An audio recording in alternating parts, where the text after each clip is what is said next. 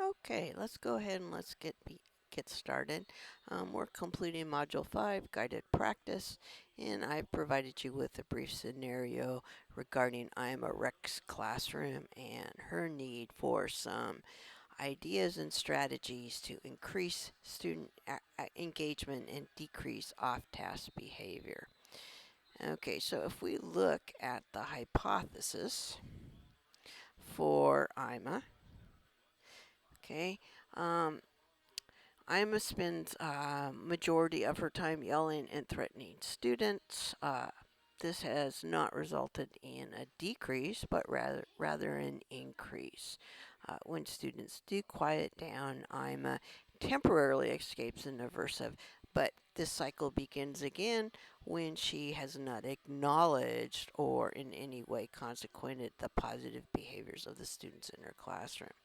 I've given you a definition for on task and or engaged behavior that you should have read through.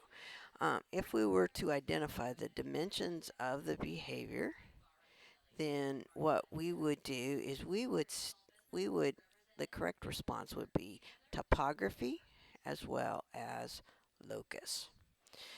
Okay, so then if we look at the type of assessment tool that we'll be using, we're going to be using an interval recording. We'll be doing a 5 second whole interval recording of student behavior. And our reason for using this type of a recording system is that it's pretty difficult looking for 5 seconds at each student in the classroom um, and determining whether student behavior is on task or off task, no real clear beginning or end. So this system would be a more ideal way of doing it. And what it's going to do is give us a sampling of student on task behavior. Again, 5 minutes is all it is, and it's just going to be a sampling. So given our definition, what we're going to be doing is we will collect 5 seconds of data on each student in the classroom. When we've gone through all the students, we'll then begin again. Uh, each student will focus on watching for 5 seconds and then mark either a plus or a check.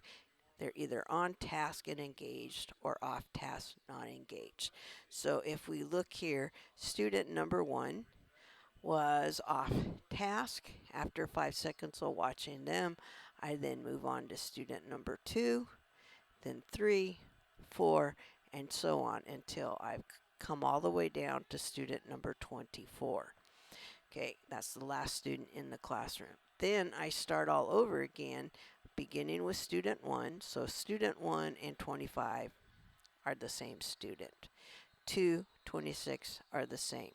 I go through a second time and then a third time part way. Okay, this thing gives me some data. I'm going to count up the number of pluses and minuses. I then divide them to come up with a percentage. So if 27% were, or 27 were checks, 33 were pluses, that calculates as 55% of on-task behavior.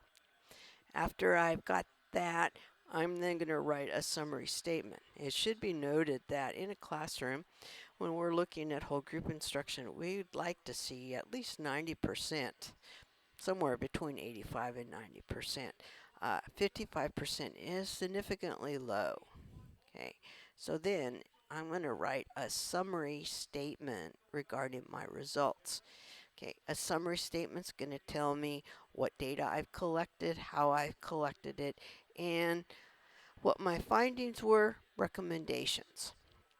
So the statement that I wrote was that a 5-minute, 5-second whole interval sampling of students on task behavior during large group instruction revealed that students were actively engaged for 55% of the time. The results of this observation are significantly below the recommended on-task behavior of 90% or better. This is this is an increase in on-task behavior. Oh, excuse me. This is an area that Ms. Reck may want to consider identifying strategies to increase on-task behavior of her students. Okay, we're going to stop there, and then we're going to come back and then look at the next component of your assignment, which is providing students with feedback.